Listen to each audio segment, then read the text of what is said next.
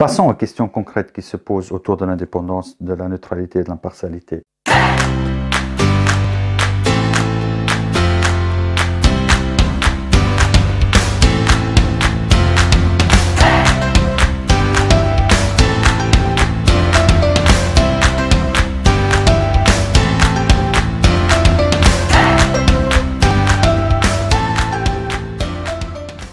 Première question, est-ce que le médiateur est une personne hors sol? Est-ce que le médiateur devrait se défaire de ses sympathies, de ses préférences, de ses préjugés?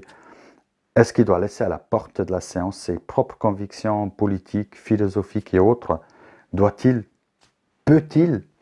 Et c'est là que la véritable compétence du médiateur entre en jeu. C'est le fait d'agir de manière neutre et impartiale, même si par moments nos émotions ne le sont pas. On l'apprend avec l'expérience, on l'apprend surtout du fait que souvent, cette proximité émotionnelle, elle peut changer d'une partie à l'autre au long d'une discussion ou entre deux séances. Prenons l'exemple concret de ce couple qui se disputait autour de la garde de l'enfant, notamment pour le moment du spectacle à l'école. En séance individuelle, le père me disait comme quoi l'enfant il préparait ça depuis très longtemps et qu'il voulait certainement avoir ses deux parents présents. Ça semble tout à fait logique. Dans la séance individuelle avec la maman, elle m'a confirmé que les deux, avec son ex, se disputaient à chaque occasion et que l'enfant voyait ses parents assis totalement éloignés ou voire même se disputer, que ce n'était pas du tout une bonne idée. Voilà une autre logique, tout à fait aussi légitime. Et la sympathie ou la compréhension vers une position peut changer rapidement de camp, respectivement s'appliquer aux deux. Passons à la deuxième question concrète. Est-ce que le médiateur peut renforcer une seule partie en cas de déséquilibre entre les deux, par exemple sur le plan du pouvoir, sur le plan des capacités individuelles, sur le plan de l'expression par exemple? Oui, clairement. Et c'est même une responsabilité du médiateur qui est en lien avec son devoir de garantir un processus équitable, qui garantit les meilleures chances d'aboutir à une solution gagnant-gagnant. C'est comme en négociation, il est impossible d'avoir un bon résultat avec un mauvais négociateur.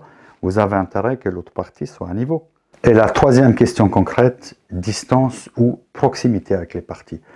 Est-ce qu'en médiation, ces trois principes de l'indépendance, la neutralité et de l'impartialité doivent se manifester dans une attitude de distanciation vis-à-vis des parties? Surtout pas. Parmi les aspects fondamentaux qui différencient la médiation d'autres types d'interventions dans les conflits, c'est l'aspect humain, la proximité relationnelle et émotionnelle, la relation de confiance que le médiateur crée avec les parties et qu'il essaie de créer entre elles. Nous ne sommes pas loin des parties, nous sommes avec les parties. Nous sommes tous alliés pour un objectif commun qui est la résolution du conflit. Ainsi, la notion de la multipartialité, donc de l'alliance avec toutes les parties, est en réalité nettement plus appropriée que celle de l'impartialité. Merci, partagez si vous avez aimé, likez si vous avez aimé, commentez si vous avez des questions ou des choses à rajouter. J'espère vous revoir très prochainement. Bye bye.